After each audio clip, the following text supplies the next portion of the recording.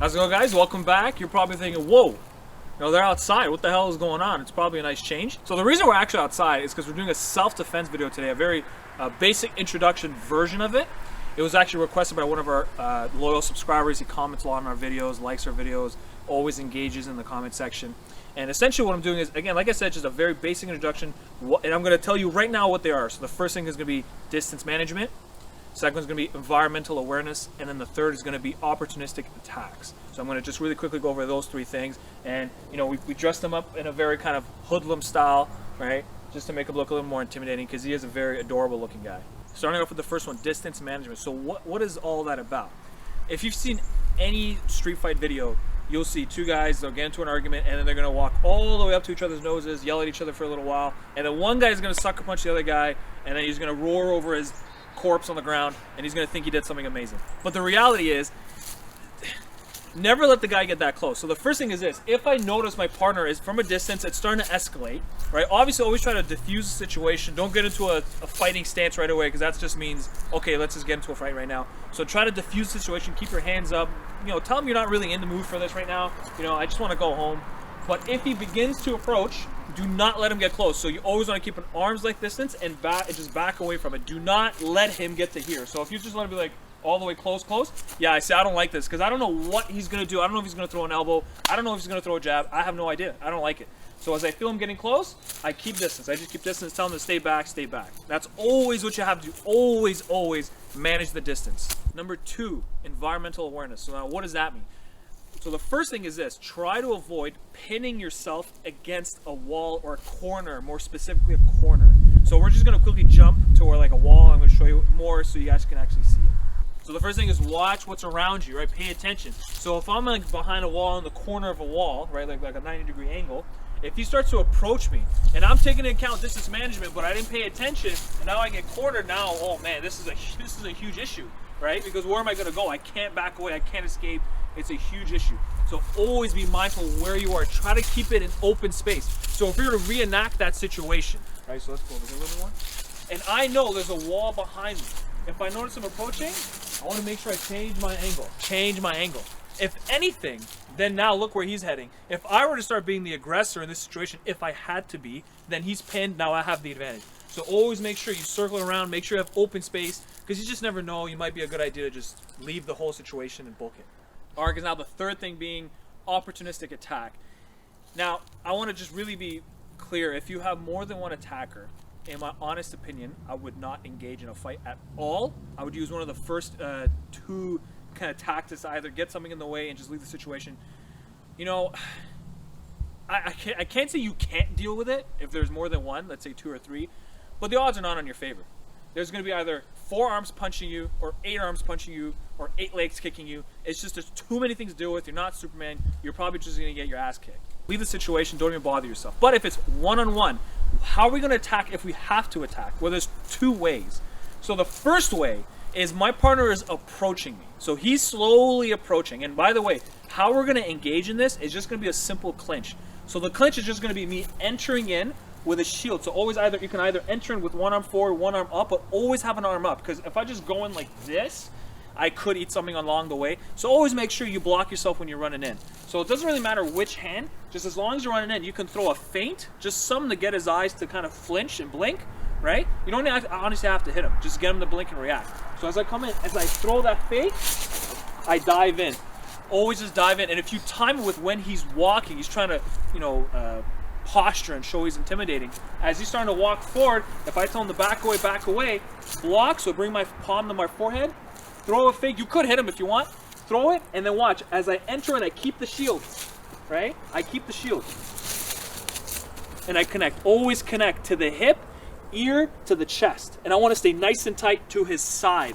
Try not to stay in front of him, right? If I stay in front of him, yeah, he can just, if he's really strong, he could start pushing me, push my face, and really make it very difficult for me. By getting to his side, all his leverage is an issue. Now, yeah, he can potentially punch me, but we'll talk about that in a second. So he's approaching me. I'm going to keep my hands up and tell him to back away. When I'm ready to go, I can throw that fake and then get on the inside right away. Second version is, I don't wait for him to approach. I just go for it. I just become the aggressor, and I decide, okay, right now is the right moment. So we could be talking, I can notice that he's not going to He's not going to calm down. He's getting more and more heated. This is going to escalate to a fight. So I'm just going to always keep my hands up, always gesture. You don't want an issue. You don't want to go right into this. Right into a fist, it means you're just going to fight right away. So you want to have a little bit of a sneak attack. So I'm telling him I don't want any trouble. When I'm ready, that's when I just throw that strike, block my head. Again, you can throw for a strike or a fake. I throw, and then I just dive right in, and I get into my attack. Right away, I don't wait for him. I just go for it. So you have reaction where he's approaching. I throw that strike. I enter in. Or I decide I'm ready to go. I notice my opportunity. I throw that fake, block my head, always enter in, and then connect at the waist and move to the side. Now I'm going to show you just 2 ways to take your partner down once you clinch into that position. And when you take him down, always just transition to the mount. When it comes to a self-defense fight, I always recommend when you take him to the ground, always just go to mount. Just go to mount. Now I'm not going to go into detail today about what to do for mount, all that kind of stuff. I'm going to make multiple parts to this. But for today, when you take him down, just transition to mount. I'll show you how to transition more effectively and smooth. So when I enter in, I come in close, get to my side. First one, just going to be a leg pull takedown. So I call leg pull takedown. So as I connect, watch what I'm going to do. When I'm ready, I'm just going to take 1 step to the front. So for one moment, I am going to step in front. So I take a step in front. I want to drag his leg. So I catch his leg at the ankle. And what I want to do is I want to literally just pull that leg in the air. When I pull that leg in the air, my arms are flexing in the direction he has no base, which is where I pull the leg. So when I come in through here, I pull and I flex in the direction he doesn't have his base. And I just circle with him. When you land, you can come around to this side. When you land, you are going to land with your clinch and your head down nice and tight. What I want to do is just fully pin him to the ground. Now watch as I post my hand on the mat. I can post my hand on his knee to clear the leg. Walk all the way up to mount. And always have your hands posted nice and wide. So the idea is always in mount, because in mount, I can throw strikes. In mount, I can start pinning his wrist.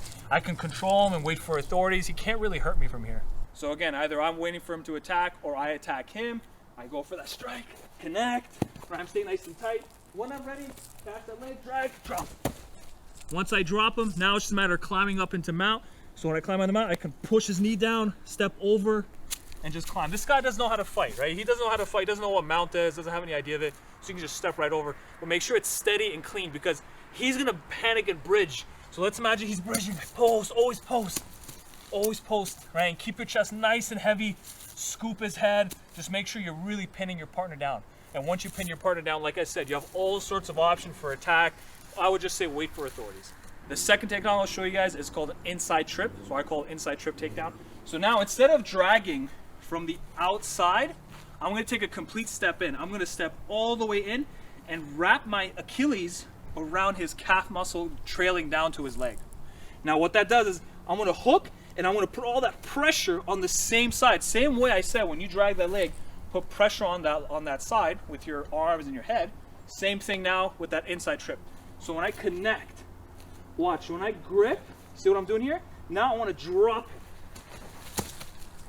Again, same thing. Once you land, you'll notice it's a little bit different. It's half guard this time, but it doesn't matter, because watch the transition. Push on the knee, step over the leg. Now all I want to do now is just release and climb over top. Again, like I said, we're not training against a black belt. It's just some guy at a bar who's just picking a fight, wants to make himself feel good. So he's not really going to understand half guard. He's not going to know that stuff. So once I step over, again, wide base, drop your hips, make yourself nice and heavy. You can even scoop his head, right? Just make sure, because he will panic, he will bridge. Just don't get flipped over. Do not get flipped over in a guard. So one more time, that inside trip. So I throw that big strike, step in, right? When I'm ready, what I'm going to do is, again, weave my leg on the inside, weave my leg in, and put pressure. And again, we're in half guard now, right? So it's not the same. So like I said, step over that knee. So when I pin that knee, step over the knee, post my hands, step over in the mouth. If you actually come around on this side, I'll show you the transition one more time with my knee. So from here, watch as my knee slices up. And then tuck your feet crisscross, grab onto his head, maybe put your chest down on him. Always wide hands, wide base, open those fingers up, get your balance nice and strong. And then again, hold off. And in different videos, what I will do is I will go over different attacks you can do to get even more control. And that way the guy just absolutely cannot do anything. That's it for that basic introduction on self-defense. Again, if you guys like the video, like, subscribe, share. If you have any questions, comment below. I'll do my best to answer all of them. Thank you very much for watching, guys. I'll see you on the next video.